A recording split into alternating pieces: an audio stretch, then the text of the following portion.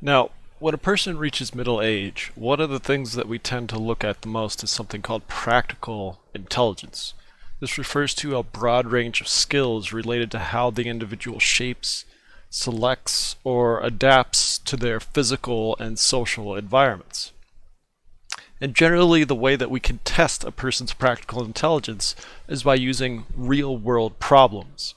So these are problems in a cognitive test that just kind of frame things in a realistic situation, a situation that you might actually experience on a day-to-day basis. And this is a very good way to quantify the skills and ability that an adult has.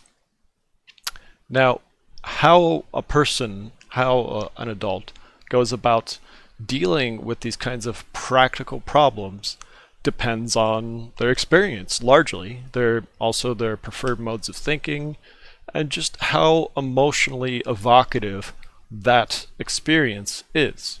So there's different strategies, there's different techniques the individual might use. You can also call these approaches. So first of all, they could do something that we call cognitive analysis. This is where they just think through the problem, like they try to understand the problem and how the different aspects of the problem are related. So before they actually take any real action, they just want to try to figure it out and understand it. So that's a cognitive analysis. Or they could do something that we call problem-focused action. So this is where they just try to get rid of the problem. They try to solve the problem without really necessarily understanding it. The goal here is just to, as efficiently as possible, eliminate that problem. A third approach that an individual might take is called passive dependent behavior, where they, for whatever reason, probably from prior experience, they just don't feel like they should try to handle this problem. They withdraw from the situation, and they, to a large extent, don't even attempt to try to figure it out or in any way resolve it. And this might be taken to the extreme, which is the fourth approach, which is avoidant thinking or denial. So this is where the person so strongly doesn't want to solve the problem that they'll actually try to convince themselves that it's not a problem. You know, they'll redefine the problem as either not serious or maybe even beneficial. Like they'll try to convince themselves that this is a good thing that they're having this experience. So as I was saying, depending on their prior experience, depending on the way that they tend to approach problems in their life, and how emotionally evocative the experience is, they'll take one of these different approaches. So some people are more likely to gravitate towards a cognitive analysis, and some people are more problem-focused. But if the experience is overwhelming, that might lead you to that more passive-dependent behavior or avoidant thinking. Now, with regard to growing older and moving through middle age, there are a couple of kinds of intelligence that we tend to look at and talk about. These are called mechanical intelligence, or you could call it fluid intelligence, and pragmatic intelligence, or crystallized. So mechanics, that fluid intelligence, that reflects your mind's like physiological architecture. It reflects your mind's ability to adapt and learn new things. And this is something that generally decreases with age. So we see young individuals have a high degree of this kind of fluid intelligence, but as you grow older, it just kind of tapers off and flattens out at, old age, around 60, 70-ish. But the other kind, the pragmatics, that crystallized intelligence, this reflects your socially and culturally mediated body of knowledge. In other words, pragmatics refers to your wisdom, the acquired knowledge that you have from the experiences that you've had, and your ability to use that knowledge effectively. So obviously, as you go throughout life and you have more experience, this is just going to gradually build. And this crystallized intelligence, this pragmatics, it increases with age. So as mechanics goes down, pragmatics goes up. And if you have enough experiences in a particular area, then that will allow you to become an expert in that area. So most individuals, just naturally as a result of moving through life, they will become an expert in at least one or a few areas and domains that they've had a lot of life experiences in. So most people do reach this level of expertise in about middle age. And you know that you are talking to an expert if they do the following things. They plan more, and they can more easily recognize which parts of the problem aren't important, like which part of the problems they can skip. They are more flexible, they are more creative, they're more curious. So just in general, they solve the problems that they're an expert in fundamentally different from how a novice would go about it. Novices, they try to collect all the information and they try to understand things and connect the dots, whereas an expert just kind of flies through, makes a bunch of assumptions, and usually they're right because, they've had these kinds of experiences before. But the big problem with being an expert and talking to an expert is a lot of the times this lifetime of experience that they're relying on, they can't really put it into words too well. A lot of this expert knowledge is, to a big extent, unconscious, and as a result, it makes them difficult for them to be a good instructor on this area. Being a professor and being an expert are two completely different things. Now, with regard to this decline in pragmatics and increase in the crystallized intelligence, there's been a strong emphasis in the job market nowadays on what we call lifelong learning. So getting older individuals, middle-aged and older individuals, back into the classroom and learning new things and building that wisdom. So lifelong learning is becoming very popular via workshops and online courses. And just in general, compared to younger learners, these middle-aged adult learners have a higher need to know why they should learn something before they undertake it. They're not just going to take a class because it sounds interesting. They want to know how that class is going to help them.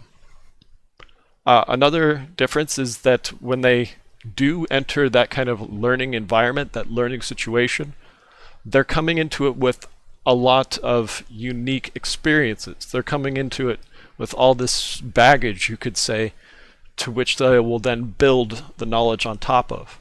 So the older an individual is, the more unique they are in terms of what they need from the instructor and how they're going to assimilate that information.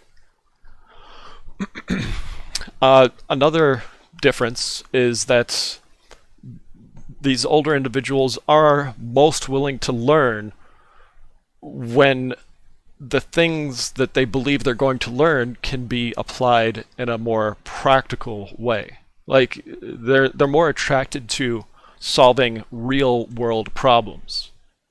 So sure, you might get some older individuals taking more, high level, like critical thinking, philosophy type courses, but generally older individuals, older adults, they're more attracted to solving real problems. They're more, down to earth in a manner of speaking.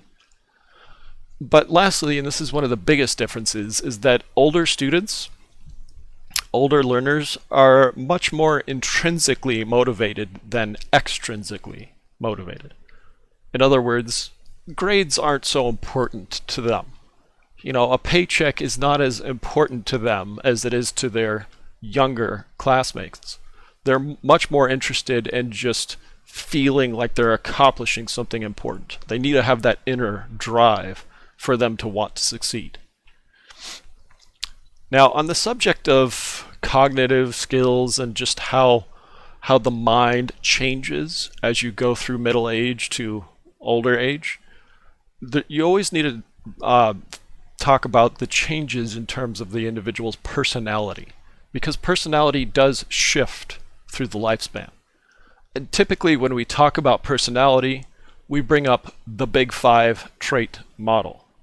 So there's openness to experience, which refers to having a vivid imagination and dream life and an appreciation for things like art and a strong desire to try anything at least once. There's conscientiousness, which refers to being a hardworking, ambitious, energetic, scrupulous, and persevering person. There's extraversion, which refers to thriving on social interaction, liking to talk and take charge easily, to readily express their opinion and feeling, to keep busy, to have boundless energy, and to prefer stimulating and challenging environments. There's agreeableness, which refers to being accepting, willing to work with others, and caring. And then finally, there's neuroticism, which refers to being anxious, hostile, self-conscious, depressed, impulsive, and vulnerable. So these Big Five traits, they go by different names, and they go in different orders, but I like to use these names in this order because it spells a nice acronym of OCEAN, ocean. So if you can remember the ocean, then you remember all five of these personality traits that people have. And like I was saying, if you test an individual's personality traits on the Big Five at different points in their life, what you'll notice is that there are some interesting changes that occur.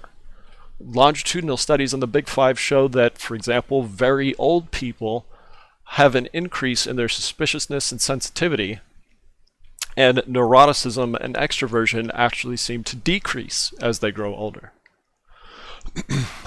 And why these changes occur is for actually a couple of reasons. There's two heavily interacting forms of personality change that occur over the lifespan, and that refers to personality adjustment and personality growth. So personality adjustment is just how you have to change the way you view the world and change the way you interact with the world due to changes in your body, developmental changes.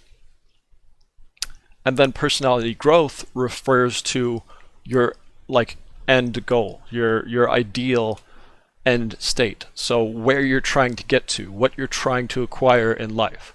So a person is always keeping their goals in mind as their body and their physiology and their mind change, and these two forces are shaping your personality over the lifespan.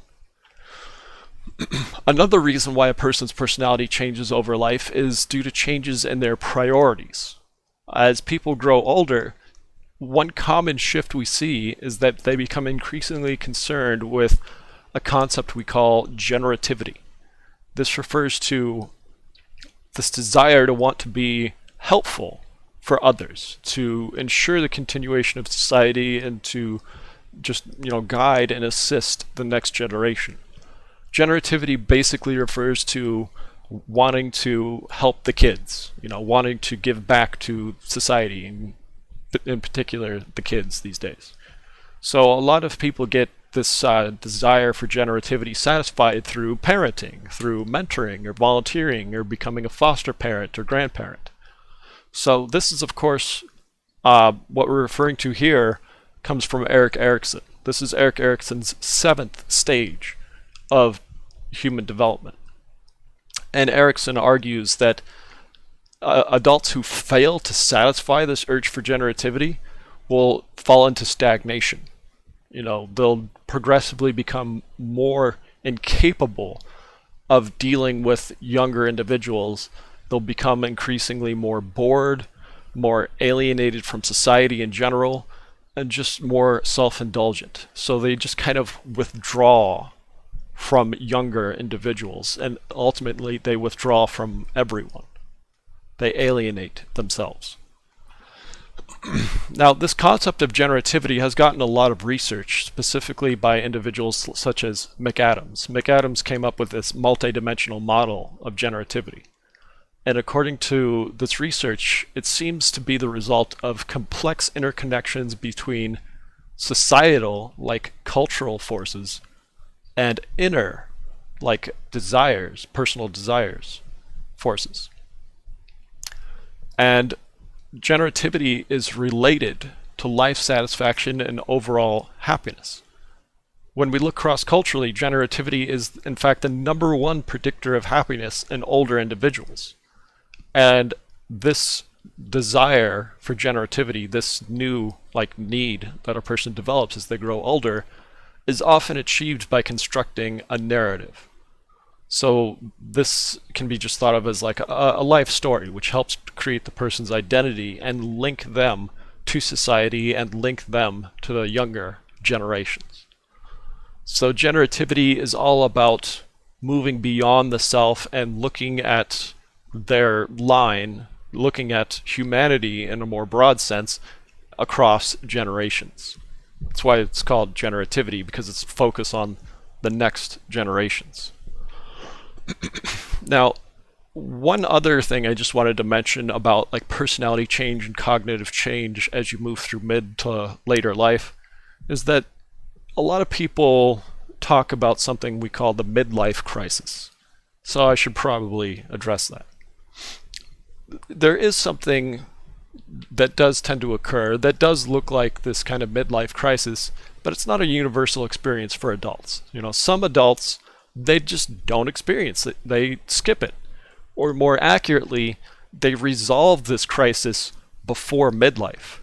The kind of individual who has a midlife crisis is typically the kind of person who is not honest with themselves early in life. They're not as intellectually developed. They can't solve their problems as readily.